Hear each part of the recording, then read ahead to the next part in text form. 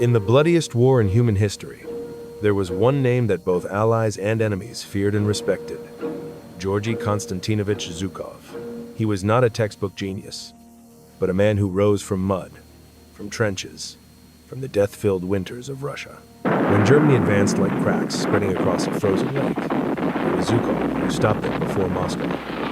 When Stalingrad turned into hell, he laid the trap that crushed the German Sixth Army. When Hitler placed his last hope on Kursk, Zhukov turned that land into a graveyard for German army. And when Berlin was down, he was the one who ordered the red flag to be raised over the Reichstag, ending Hitler's ambitions in their very lair. His enemies called him the Storm from the East. American allies admitted Zhukov was the most dangerous general we ever faced, but also the most admirable.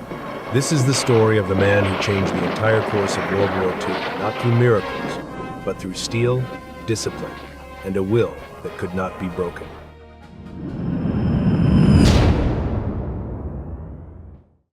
Zhukov was born in 1896 into a poor peasant family near Moscow. In 1915, as World War I spread across Europe, he was drafted into the army and assigned to a cavalry regiment of the Russian Empire. This was his first real exposure to war. On the Western Front, he faced artillery bombardments, mud-filled trenches, and dangerous raids. During one assault, he was seriously wounded by shrapnel and nearly lost his life. Even so, Zhukov showed remarkable toughness, calmness, and quick decision-making qualities that earned him the Order of St. George, one of the highest honors for bravery awarded to soldiers of the Russian Empire. When the October Revolution broke out, Russia fell into chaos and the old imperial army collapsed. Instead of abandoning the military like many other officers, Zhukov chose to stand with the new order, joining the Red Army in 1918.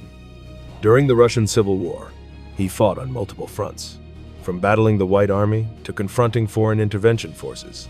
It was here that Zhukov transformed from a cavalry soldier into a true commander.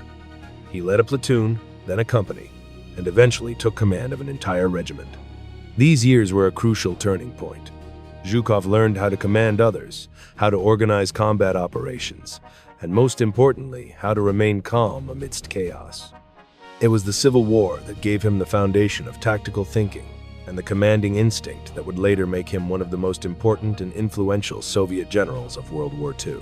Georgy Konstantinovich Zhukov, from the starting point of a relatively unknown young officer, gradually rose to the highest positions within the military apparatus, serving as chief of the General Staff of the Red Army, and after the war becoming Minister of Defense and a member of the Politburo.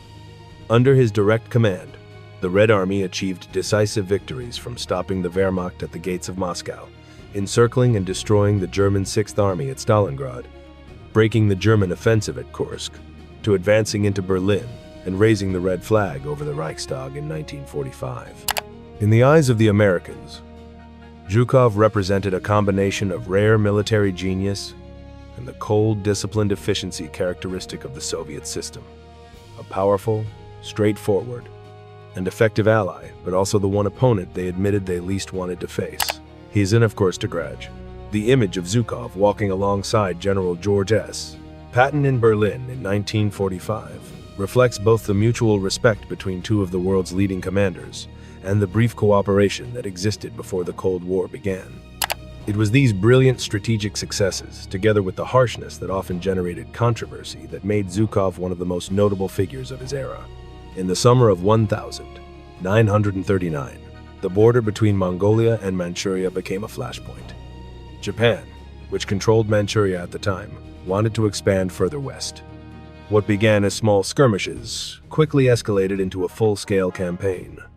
The Soviet side suffered repeated setbacks due to inexperienced local commanders, scattered forces, and outdated tactics. At this moment, the High Command decided to play a new card: Georgy Zhukov, then still a little-known young general. As soon as he arrived at the front, Zhukov immediately recognized the weaknesses of the Soviet Mongolian forces. Tanks had no logistical support. Infantry lacked coordination. Artillery fired almost blindly, and the commanders had no overall battlefield vision. Within a few weeks, he reorganized the entire formation. Zhukov brought in more than 500 tanks and armored vehicles, reinforced the heavy artillery units, established a supply line across the desert, and most importantly, secured absolute air superiority thanks to the Soviet Air Force. By August 1939, Zhukov took the initiative and launched a full-scale counteroffensive instead of staying on the defensive. This was the key difference. He did not attack by piling pressure on the center, but divided his forces into two major wings and struck around the flanks of the Japanese. A tactic reminiscent of Hannibal's Battle of Cannae, where the enemy was surrounded until they suffocated. Soviet artillery opened with a massive barrage, marking the start of the assault. Zhukov's left and right wings simultaneously broke through the Japanese lines and pushed deep into their rear. While the Japanese were still scrambling to plug the gaps, Zhukov unleashed BT-5 and BT-7 tanks that surged forward and cut off every escape route. Within less than 2 weeks, the entire Japanese force was locked inside a steel encirclement. It is estimated that more than 75% of the Japanese troops involved were killed or captured. One Japanese division was almost erased from the map. This victory earned Zhukov his first title of Hero of the Soviet Union, the first of 4, and solidified his reputation as one of the most outstanding commanders of his era. In early 1941, with Nazi Germany preparing for an invasion, Stalin appointed Zhukov as chief of the general staff of the Red Army. On the 22nd of June 1941, Nazi Germany launched Operation Barbarossa, sending more than 3 million troops to attack the Soviet Union along the entire border. Within just a few weeks, the Red Army collapsed in multiple sectors. In the Ukrainian direction, the Soviet High Command, especially Stalin, insisted on holding Kiev at all costs. Even though intelligence had clearly warned that German forces were closing a double envelopment around the city, Zhukov, then serving as chief of the general staff, bluntly recommended withdrawing to preserve the army and concentrate on defending Moscow. Stalin became furious, rejected the proposal, and dismissed him immediately after the argument. The outcome unfolded exactly as Zhukov had predicted. Kiev was encircled, and more than 500,000 Soviet soldiers were captured or killed, one of the greatest disasters in Red Army history.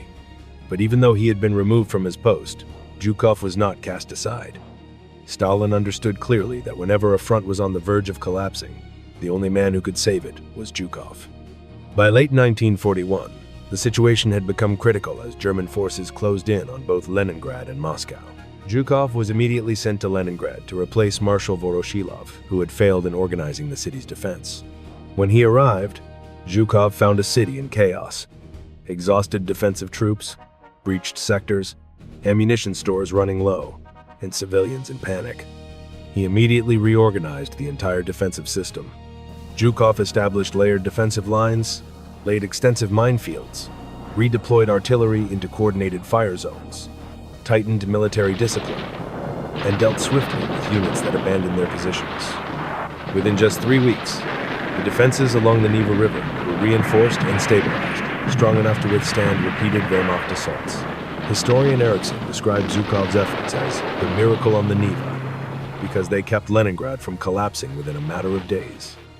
Not long after that, he was summoned back to Moscow, where the situation was even more critical. German forces were only a few dozen kilometers from the center of the capital, and Stalin had already prepared for the possibility of evacuating the city. With full authority, Zhukov immediately redeployed reserve armies from Siberia units hardened by extreme cold to reinforce the most threatened sectors. He reorganized the forces along the main German axes of attack, ordered strict defense of the front line, and prepared to launch a counteroffensive the moment an opportunity appeared.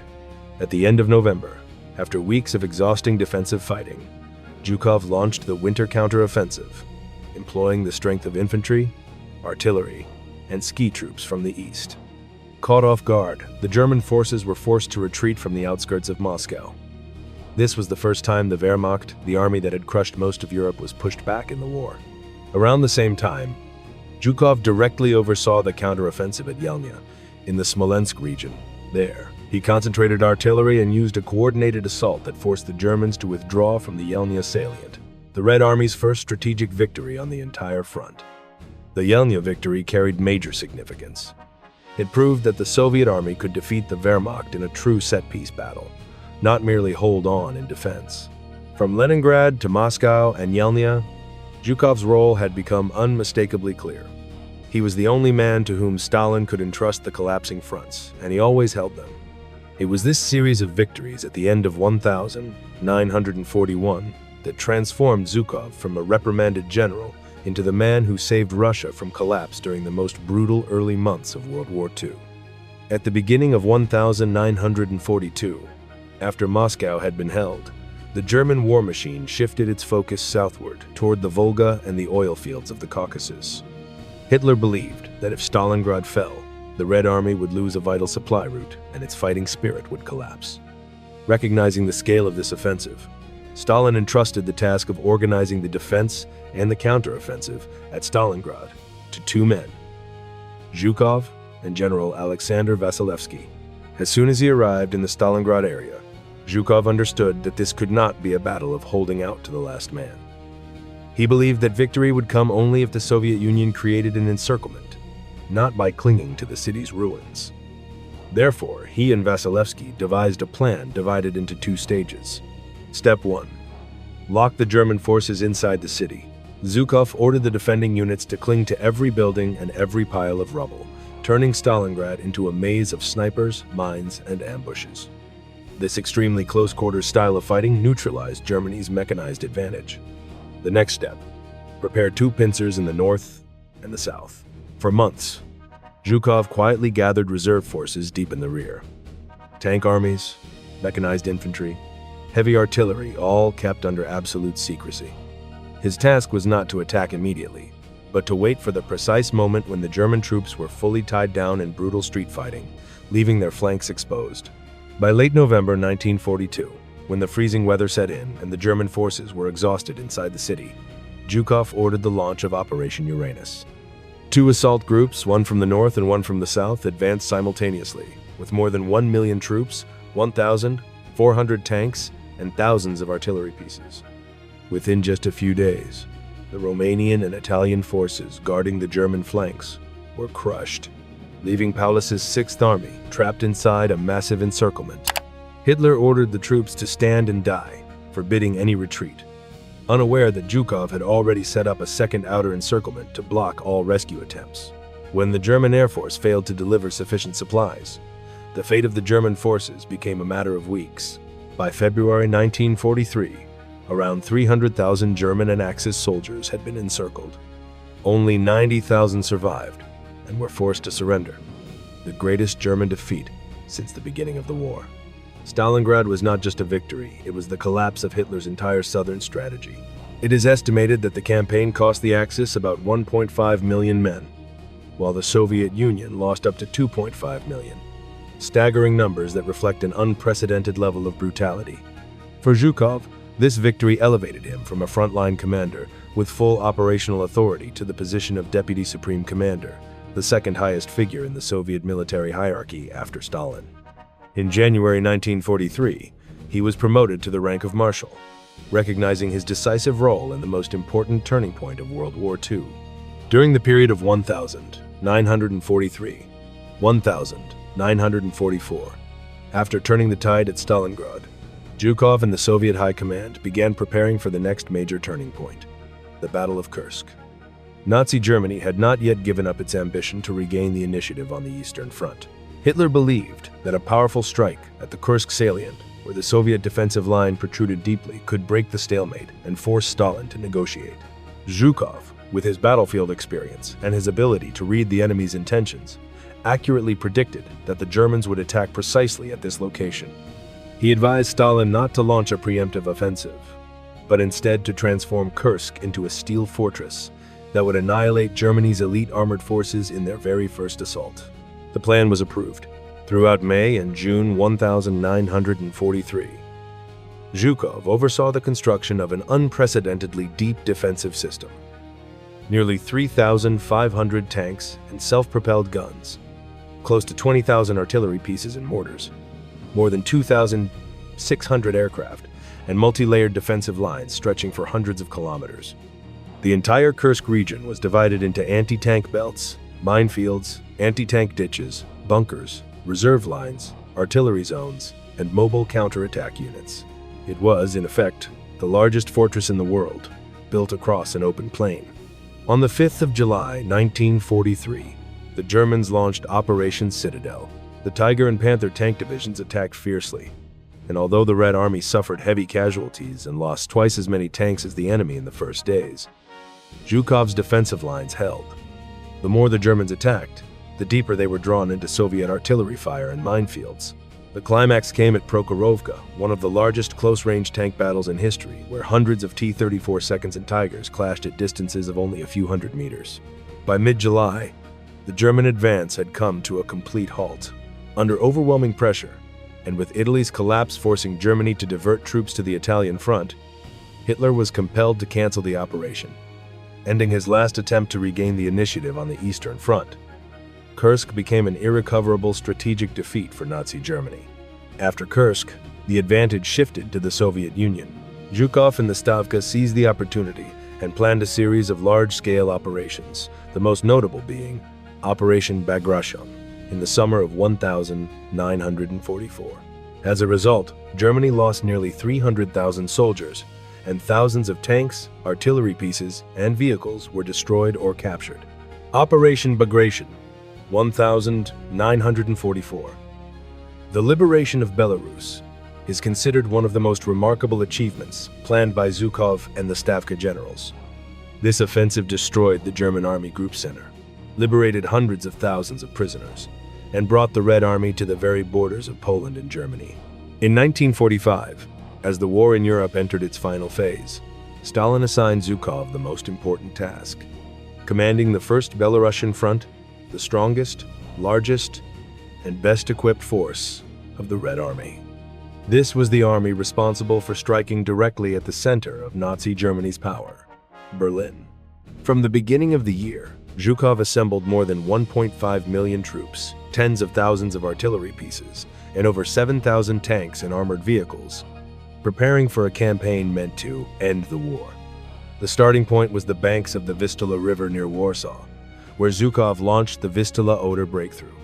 In less than a month, he smashed through the German defensive lines, advanced nearly 500 kilometers, and crossed the Oder River, the final defensive barrier before Berlin. By April 1945, Zhukov faced the most difficult task of his career, seizing Berlin, a city with hundreds of fortified positions, tens of thousands of SS troops, and multiple interlocking defensive lines. During the Stavka meeting, he insisted that the attack must be fast and powerful in order to end the war before the British and American forces advanced too close. On April 16, Zhukov opened the operation with a massive artillery barrage, nearly 10,000 guns firing for hours. He launched his forces across the Silo Heights, where the Germans had established their strongest defensive positions. The fighting there was extremely brutal, lasting several days and causing heavy losses on both sides. However, Zhukov continuously reinforced the assault with additional tank units and counter-battery artillery, forcing the Germans to gradually retreat from their defensive line. When the Silo Heights were breached, the road to Berlin lay completely open. Zhukov ordered the tank armies to pour into the eastern districts, driving straight into the heart of the city. From April 24 to April 30, his forces fought hand-to-hand in every street, every shattered wall, and every floor of every building where the SS troops held out to the last man. By April 30, Zhukov's units had encircled the Reichstag, the symbol of Nazi power. At 10 p.m., the Soviet red flag was raised atop the building, an image marking the irreversible end of the Third Reich.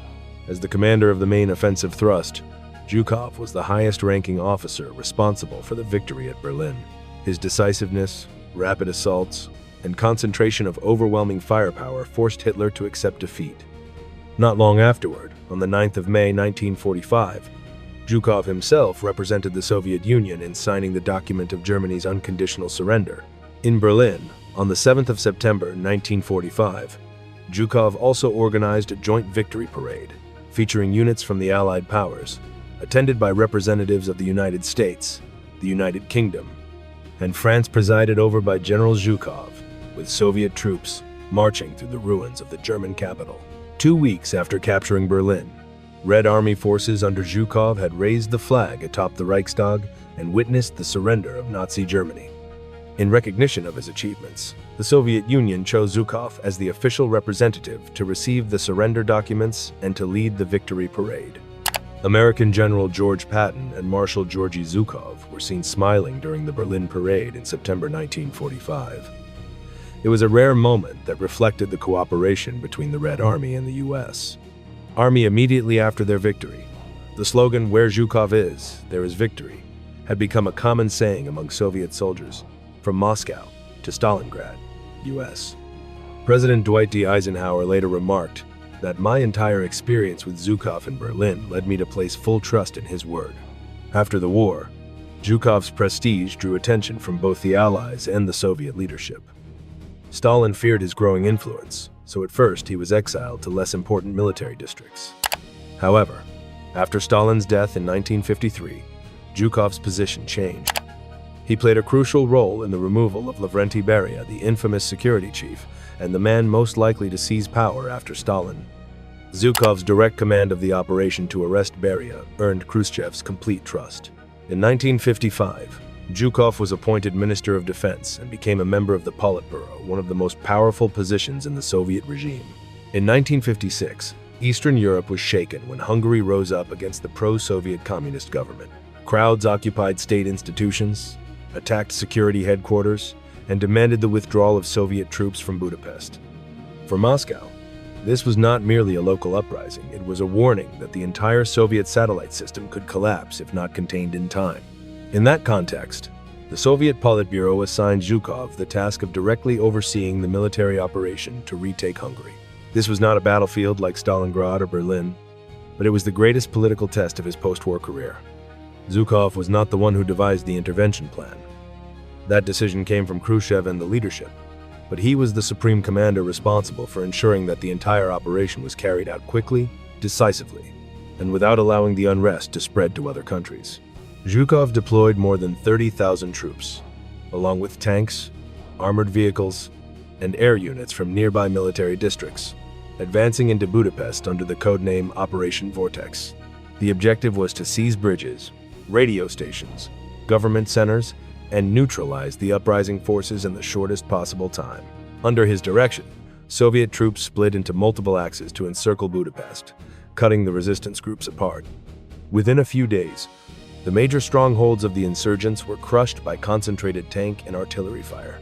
Zhukov was known on the World War II battlefield for his heavy-handed tactics, and this time was no different. The operation was carried out with high speed and precision, giving the rebels no chance to reorganize. By early November 1956, the pro-Soviet government had been restored, and Hungary was once again under complete control of Moscow. But the victory in Hungary created a new problem. Zhukov's military influence had become too great. He was holding the position of Minister of Defense, directly controlling the military districts, and had just demonstrated that he could carry out an international operation without facing any resistance within the armed forces. To the anxious and mutually distrustful Kremlin leadership, this looked like a warning signal. In October 1957, at the Party Congress, Zhukov was accused of self-promotion, claiming credit for victories, and interfering too deeply in political authority. As a result, he was removed from all his positions, forced into retirement, and pushed off the stage of power. Zhukov lived quietly until his death in 1974, never again given a leadership role, despite having played a decisive part in the greatest victories in Soviet history. In terms of tactics, historians highly value Zhukov's ability to handle battlefield operations and integrate different branches of the military. He carefully studied maps, reconnaissance photos, and intelligence reports to determine the optimal deployment of forces. In the battles of Moscow and Stalingrad, he skillfully coordinated infantry, tanks, artillery, and air power to reverse the situation.